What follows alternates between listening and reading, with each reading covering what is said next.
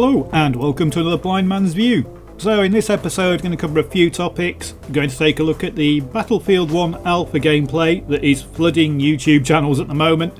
Also going to take a look at the RX480 from AMD, which has just been launched.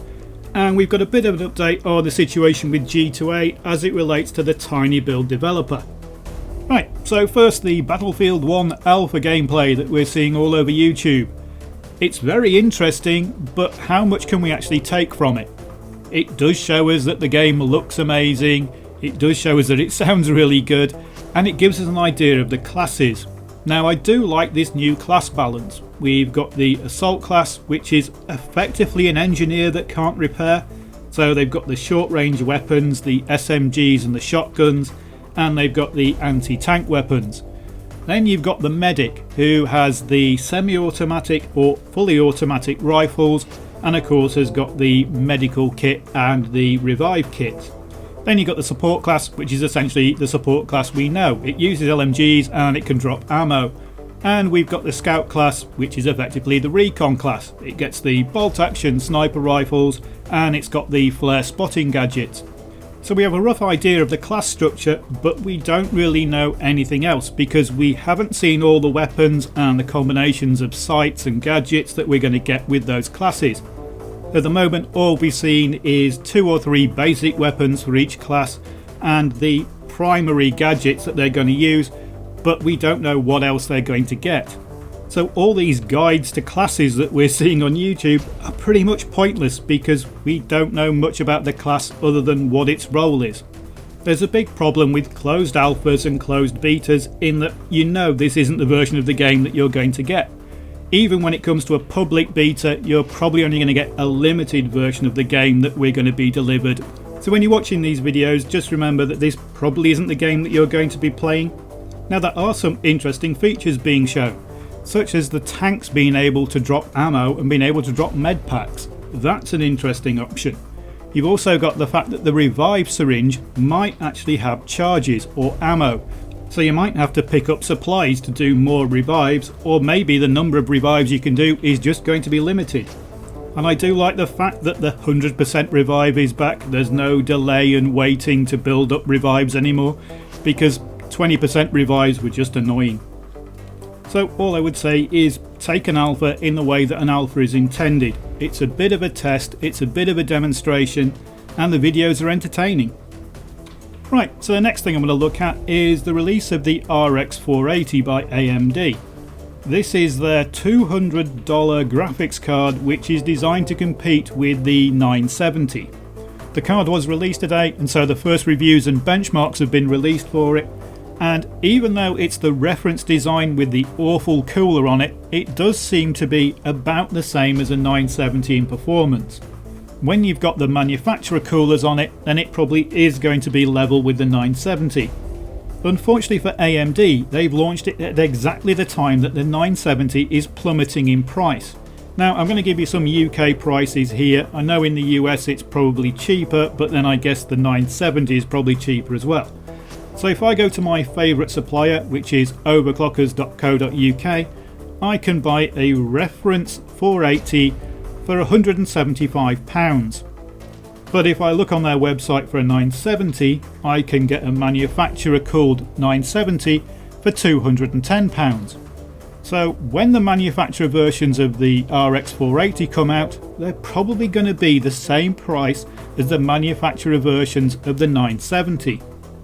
That means you're going to end up with two cards that have got very similar performances and very similar prices, and so your choice is going to come down to, are you an Nvidia Team Green or are you AMD Team Red? Now I've recently upgraded my PC, and because of that I built a second PC, the one on the left, which I've called Little Blue because it's got the blue motherboard, and the one on the right is Big Red because it's got the red motherboard.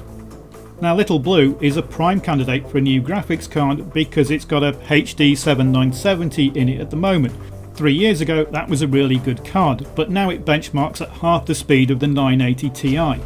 So if I was going to upgrade Little Blue to a new graphics card, what would I buy? Well, I wouldn't buy a 1070, 1080 or a 980 Ti because they're just too expensive for what I'm going to use that second PC for. So I'm a prime candidate for the RX480 or the 970. My personal opinion at the moment is I'd wait a few months, see what the price of the 480 comes out at when the manufacturers are making it, see how low the price of the 970 drops, then I'd make my choice when the price is and the specs have all settled down. On to our next topic, and that is once again G2A, and this is simply because we've got some new information from TinyBuild. They have found out how many of their games have been sold on G2A and what the price was. So for Speedrunners Early Access Global it was 24,500 copies, for Punch Club Global it was 1,250 copies, and for Party Hard Global it was about 900 copies. If those games had been bought from TinyBuild, it would have cost $450,000 and TinyBuild would have made quite a lot of money. They were bought from G2A for $200,000 and TinyBuild made none of that money. So even if you didn't know that G2A has a reputation for selling stolen keys from fraudulent credit card transactions, you'd look at those amounts of money and go, how can you sell the games that cheap? So TinyBuild turned around to G2A and said, what are you going to do about all these people selling stolen keys on your website? G2A's response was, give us a list of the keys and prove that they were stolen. TinyBuild said, we can't do that because they were bought through bundle sites, and G2A said, oh well, never mind. TinyBuild said, can you stop selling our games on your website please? And G2A said, no. But G2A did generously offer to sell TinyBuild's games on their website for them. Of course they would have to be selling them at less than half price to match the people who were selling stolen versions of their own game on the same website. So not only are G2A arseholes who will knowingly help people sell stolen goods on their website, they will also not do anything about it when somebody calls them out on it. Now amazingly a few people are trying to defend G2A and saying, well, it's no different to going to Game and buying a second-hand copy of Halo.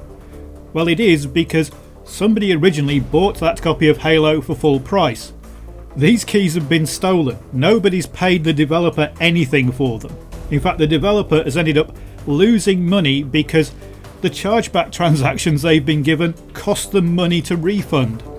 A lot of people are trying to compare G2A to eBay, except of course that eBay is an international company that has presence in lots of countries and operates under countries' consumer protection laws.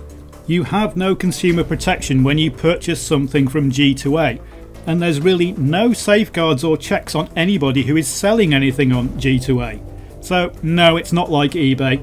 So just don't use G2A. Go and buy things off the Steam sale. There's one like every few months and they're really good.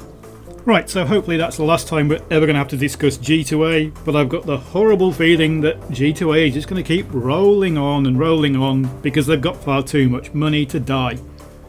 Anyway, that's it for this episode of Blind Man's View. Hope you enjoyed it, and thanks for watching.